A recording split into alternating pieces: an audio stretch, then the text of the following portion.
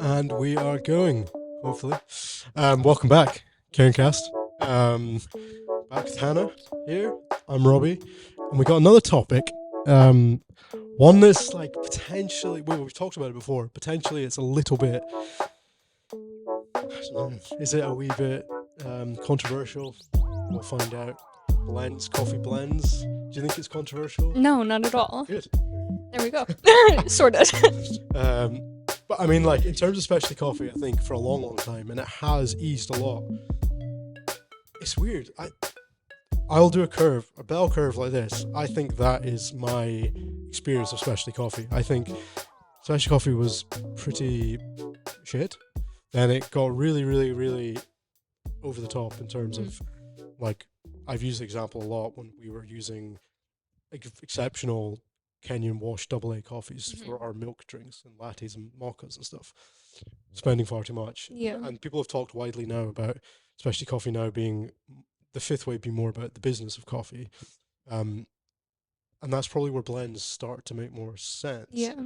But I don't want to frame blends as an excuse for making more money. That's not what they are. That's not for us the way we approach them. Right. So I think it's quite an interesting topic of discussion. When I say the bell curve, like it does, what I mean is probably, it might be a result of more people embracing specialty coffee. And as a result of that, it's like the market is becoming wider and the needs, the necessity for having to be selling that Kenyan AA washed coffee in our mochas is diluted. I don't know if that makes any sense, but I'm here and I'm talking crap as usual. We're following. You're not going to see the bell curve in any scientific papers. So why do we like blends is the question. Do we have an answer for that? I've got a few answers. Okay, go on. Well, I guess the first one is, well, like the opportunity, without going down why I think in terms of the customer experience they're better, I think blends eliminate the necessity to feel the responsibility ethically to use producer names and farm names. Doesn't mean it's bad or good, but I think the fact that you might have 2 or 3 coffees in there, like, kind of tease it up quite nicely to give the blend a brand or a Yeah, name. 100%. Yeah. And I think that has been a bit of a stepping stone, I suppose, to bringing more people in specialty. Yeah. And like, we have done some fun stuff in the past. We love doing fun stuff with coffee. Yeah. We don't want it all to be like extremely sterile, Right. like unapproachable. Like it shouldn't be. And I think that's probably the greatest thing that's happened the last few years, as I say, is that coffee is being more readily adopted and it's becoming less intense, it's less alienating. Blends have a great place to be able to do that. Yeah, definitely. Looking back in 2023, the Summer Banger came back. Yeah. That was the purpose of that blend, was to bring 2 or 3, but I think it was 2 the last couple of years of our most banging coffees and put them together in a blend and then present that. So it was like, I think the first year we did it, it was, let's take our 2 most expensive coffees and see how that tastes. And it was fun. And I think, I think it's very engaging as well. It's like people like something different. Yeah. Creates like, and it's seasonal as well. So it's relevant to the time and creates more. And it had a brand of its own, and I think exactly. we then revisited it last year, and that was kind of exciting for people. They're like, "Oh, Summer Banger's back." Yeah. We then morphed that into like a whole kind of marketing pitch of, we did a Summer Banger party with our staff. We did a Summer Banger content. We wouldn't necessarily be able to have the opportunity to do that with an individual coffee. I don't know why. Like, part of me feels a little bit like reluctant to be making a producer into a commodity where it's like tons of marketing over someone. It's like a bit invasive. Whilst if it's like a blend which has like a brand, you can use fantastic coffee and still be transparent and talk about that. Yeah. But you can like, have a bit more like throwaway fun with it. It's more, we almost like wanted to create more of like an experience as well, like pairing like or the Winter Banger with a playlist, and it was like an experiential time and coffee rather than just another single origin. Yeah. Which we love single origins, but Yeah, and like they rightly so, have a large part of our range, but they probably fulfill like not like they obviously do fulfill a large part of our sales, but we do see the likes of our guilty pleasure Yeah. being something that is widely adopted. Yeah. Similarly, obviously, again, it is seasonal, so there's appeal there and it's fresh and exciting. But Right. we did a Grand Slam blend last year, which was slightly tongue in cheek. We didn't expect Scotland to actually win the Grand Slam. Might do this year, might bring it back.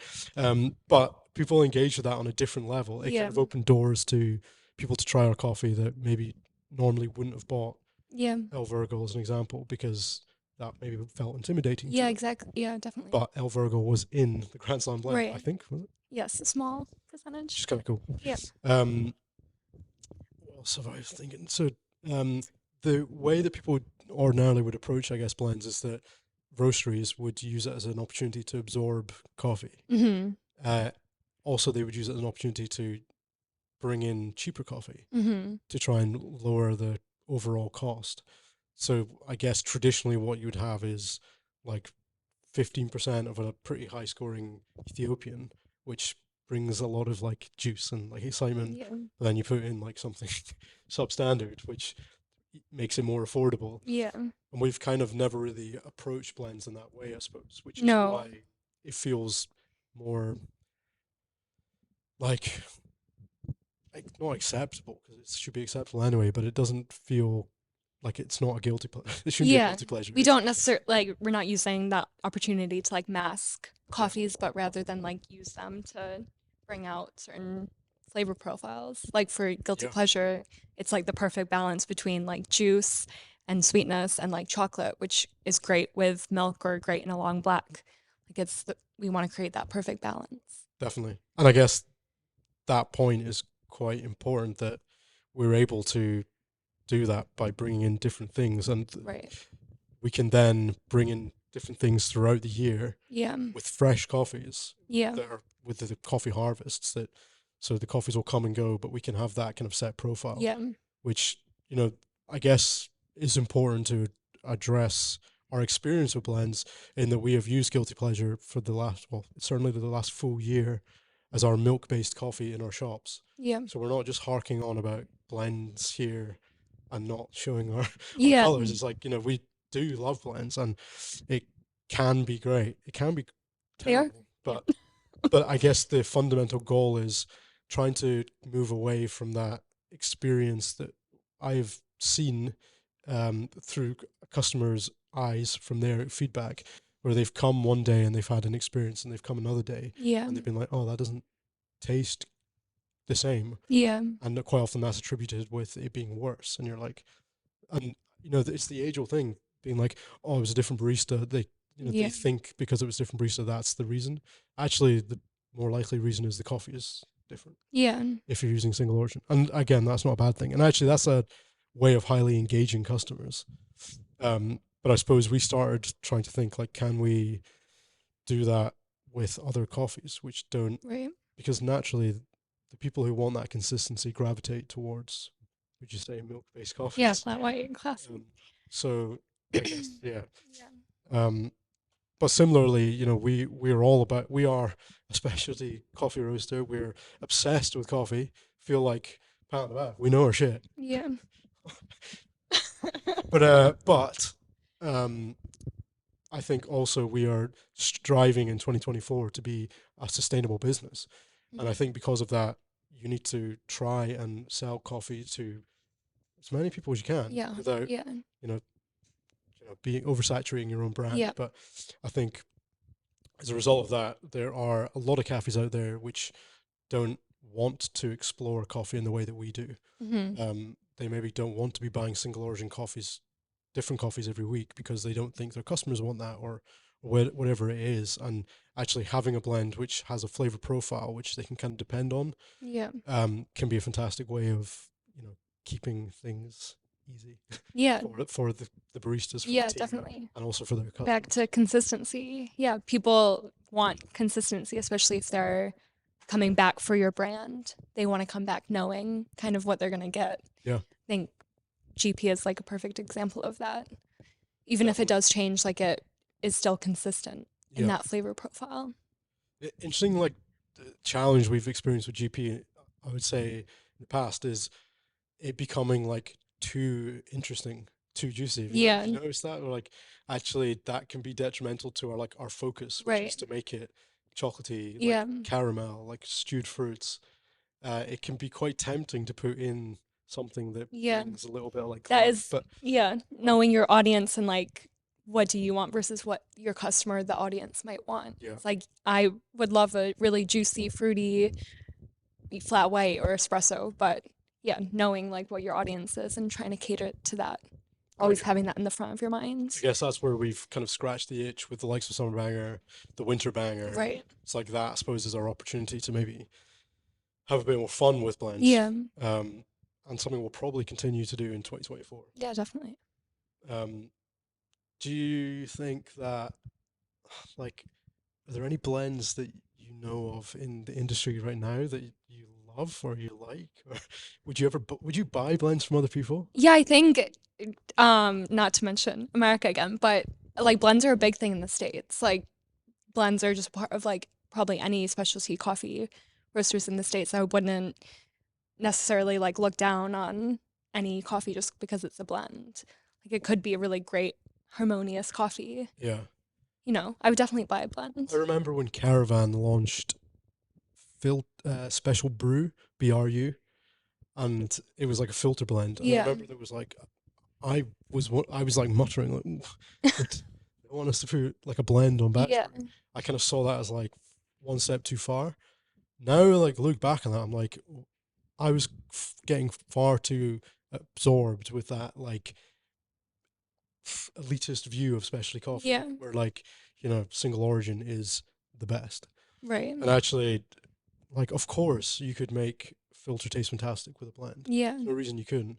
The place where blends probably become detrimental is when there are too many. A, when you're trying to absorb crap coffee, Right. but B, when there's probably too many coffees within it. Like I've seen 5 coffee blends as an example, and obviously then if you're doing 18 grams in an espresso or Yeah. 15 grams in a pour over, it's Yeah. like you're obviously going to have a different experience with every coffee because Yeah. you're never going to have exactly. We've also talked about like how consistent, I guess, is every shot within a blend because Yeah, obviously the coffee is blended, so it's not yeah. like there's going to be the exact same ratio of the two You're going to get two something plus different components. every Yeah, time potentially, yeah. which is quite weird. So we talk about Talking about yeah, consistency, and actually exactly. maybe that's a red flag against it. But Well, I like, guess if we're the more coffees you have, the less consistent it'll be, yeah, right?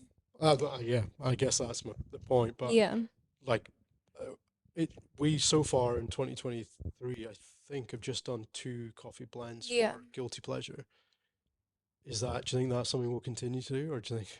yeah. I think we want to have like bridge the gap between every time we change over our Yeah, blends. So we want to remain as consistent as possible while still having fresh coffee. That is yeah, like the end goal, right? should maybe talk a bit about guilty pleasure and what's inside Yeah, it. definitely. Yeah. We're like we spent a lot of time last year trying to refine guilty Right. pleasure. We And it's spent, yeah, yeah, 6 months basically waiting for the coffee that we currently have within that blend. like that is It's, pretty mind blowing. Like yeah, more effort has gone into that really than any of our other coffees. yeah, Which is putting a lot of our eggs in the blend basket, which is not to say that we like that is more of a focus than anything else. But given, I suppose, that a lot of the coffee we sell in our shops is guilty pleasure, yeah, it kind of it does make it's logical. right. The 2 coffees in it, we have secured both through Langdon merchants, coffee Coffee. merchants. Matt Randall, who's a great friend of ours, um, has been influential there. Yeah, Um, Influential in general for my understanding of sourcing coffee. Sourcing green coffee it must be a horrifically challenging job, yeah, especially as it deteriorates. Like it's a natural product, the value of it is continually getting less and less. yeah, Once you've roasted it, it becomes less very quickly. But once you've sourced it and brought it into the UK, I'd imagine they're like, we've got to get rid of this as quickly as possible, mm-hmm. which is quite interesting. One of our goals, I suppose, for moving forward with blends is to try and think how we can positively influence that experience for green importers Yeah, to can we utilize coffees before they turn bad? Yeah. But at the same time, lower the price of a blend to be able to give people great coffee, but also help the green coffee buying chain. Yeah. We can touch on more about that in the I think future. that touches on like how important it is to have those relationships like you have with Matt, we have with Matt, like massively beneficial to us sourcing. Yeah, definitely. Yeah. I think Connecting. the element of trust now between roaster and green importer is, for me, is becoming like very crucial and Yeah, very like an definitely. important part of what I guess like every business, like the thing that you're accruing over time is like suppliers. I remember someone talking about this, is like trusted suppliers. Like Yeah. if you sell a cafe, like how valuable is it? Well, it's probably more valuable because you've got the infrastructure of like good suppliers, Mm-hmm. but that takes time. It's taken a lot of time for us to build up like who does the best avocados. I've mentioned avocados a lot in these podcasts, but it is important, and I think having a great, reliable green Yeah. importer. So like some of the challenges we have faced with the last 6 months, we're talking about sourcing this, is like what coffee do we feel comfortable buying for us like an extraordinary amount of, Yeah.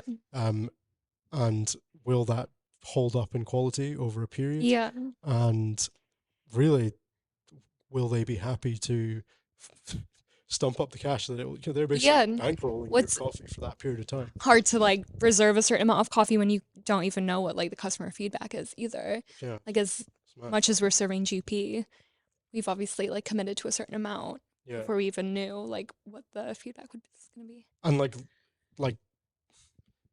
running a business and working in coffee is a continuously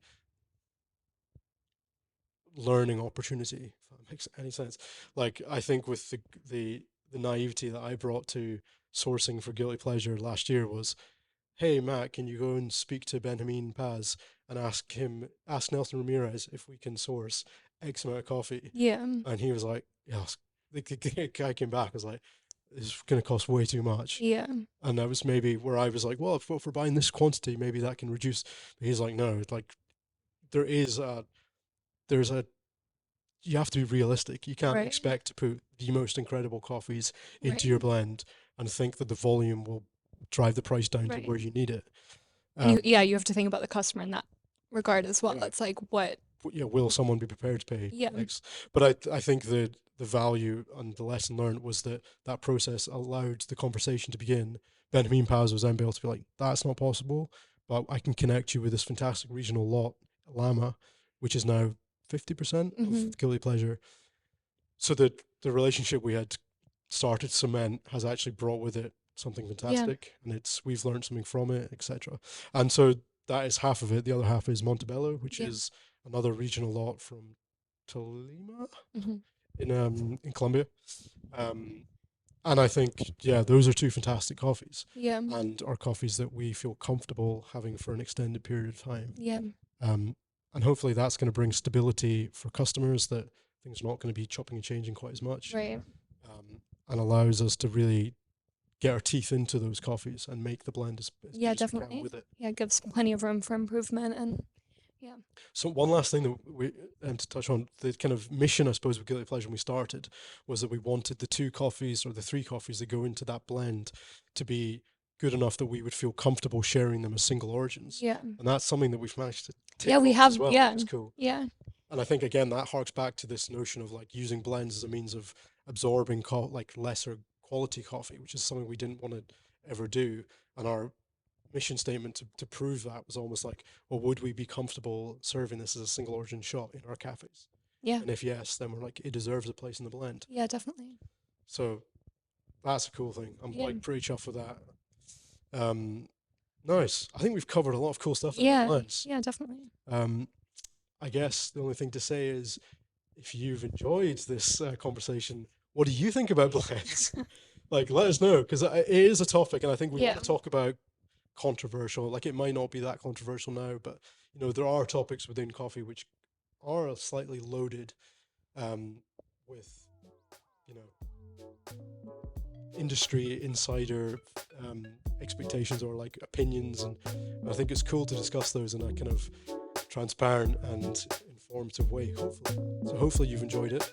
I would imagine we must be getting close to that timer going off. I generally can't see that, so that's fantastic. There you go. The timer works. Thank you for listening.